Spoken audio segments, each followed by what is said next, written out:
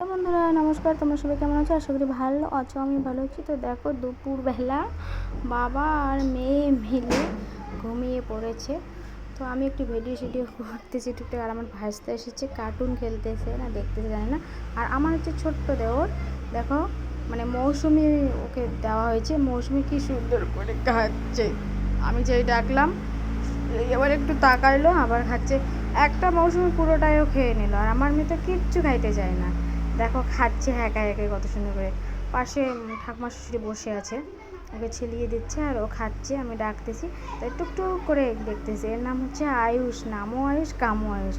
আর এদিকে দেখো মা ভর করতেছে মন্দিরে, দুটা ত্রিশূল নিয়েছে, দেখো নৃত্য করতেছে।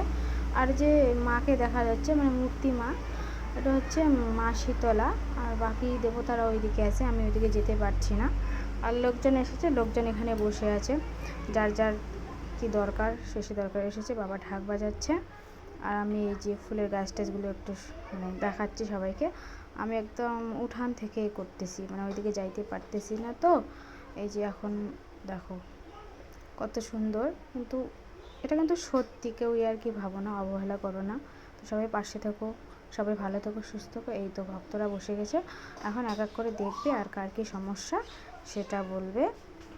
আর দেখো এই দুই শাশুড়ি আমার কি গল্প করতেছে বারান্দায় বসে। এটা ঢাক, এটা আমাদের নিজস্ব ঢাক। টাটা বন্ধুরা, প্রসাদ খেতে এসো, সবাই ভালো থেকো, কালকে আবার দেখা হবে।